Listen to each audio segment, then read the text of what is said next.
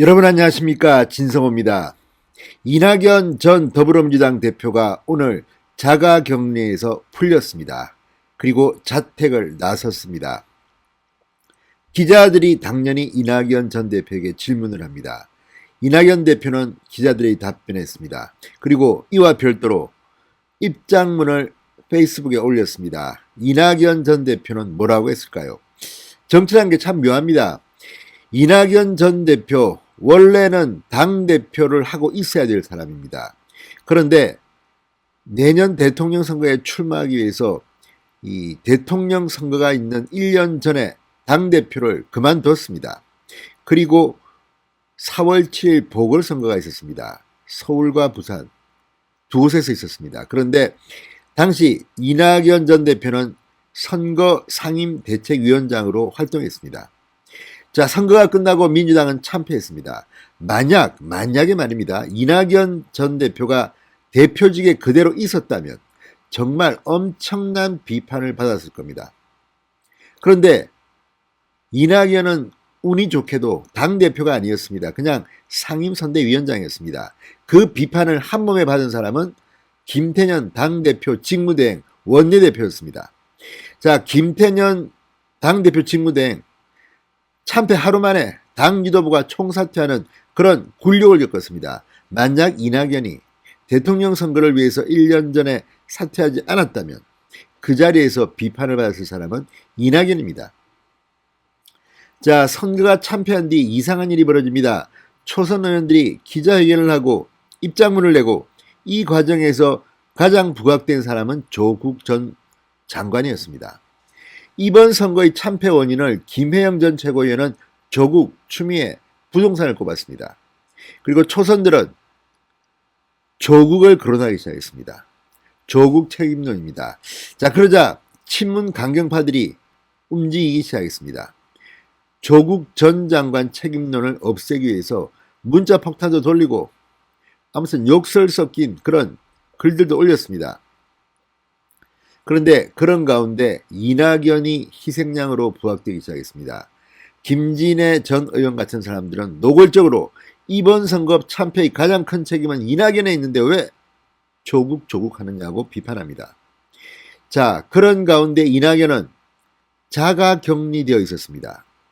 우연인지도 모르지만 이낙연 전 대표의 부인이 이 확진자를 접촉하는 바람에 선거 결과가 나오는 그 순간에도 이낙연은 당사에 나오지 못하고 집에 있었습니다. 그래서인지 이낙연은 운이 좋은 건지 나쁜 건지 이번 선거와 관련해서 그렇게 이낙연의 이름이 많이 나오지는 않았습니다. 그냥 슬그머니 넘어갔습니다. 그렇지만 민심은 이낙연을 버리기 시작했습니다. 대권 후보 지지율에서 이낙연은 뚝뚝 떨어져서 3등도 한참 떨어진 3등을 하기 시작했습니다. 윤석열, 이재명의 이강구도가 자리 잡는 모양입니다. 자, 집에서 자가 격리되었던 이낙연. 드디어 오늘 집 밖으로 나왔습니다. 이낙연은 뭐라고 말했을까요?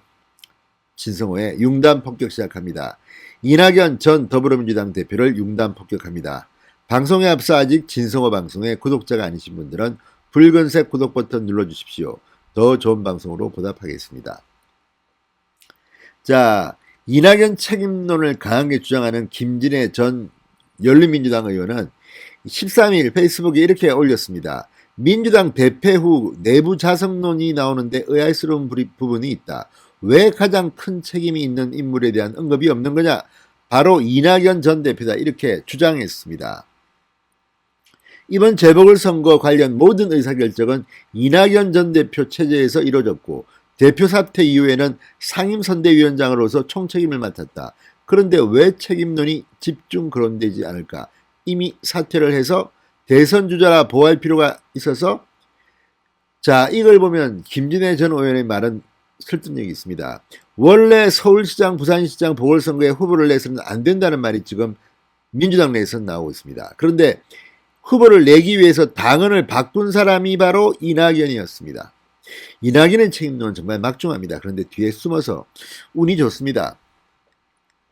자, 이런 배경 뒤에는 조국 전 장관이 조국 반성문이 계속 나오고 있자 조국을 보호하기 위해서 이낙연을 희생양으로 내몰고 있다는 그런 관측도 나옵니다.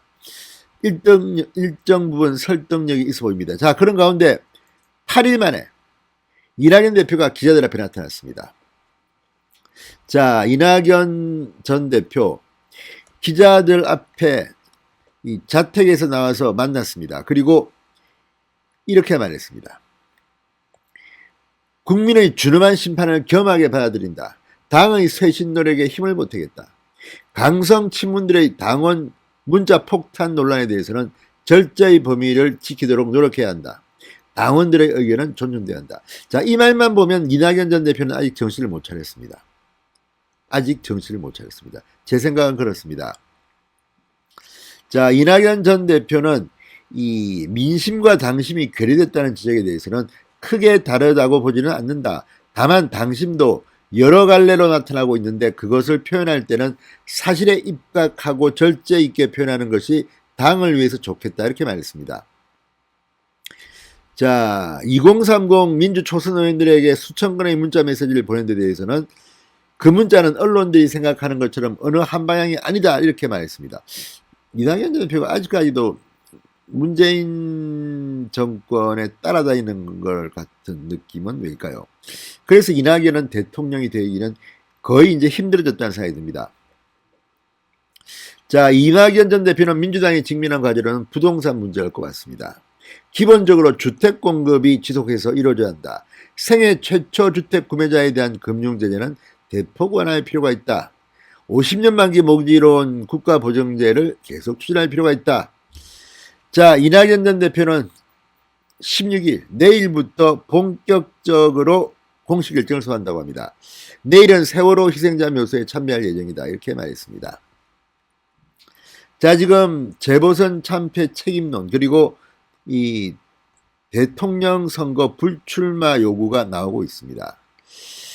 자, 한편 엠브레인 퍼블릭 등 4개 여론조사 기관이 10일부터 14일까지 전국 18세 이상 성인 1010명을 대상으로 한 조사, 대선 후보 차기 대선 후보 적합도 조사에서 이재명 26%, 윤석열 23%, 이낙연 8%로 나왔습니다.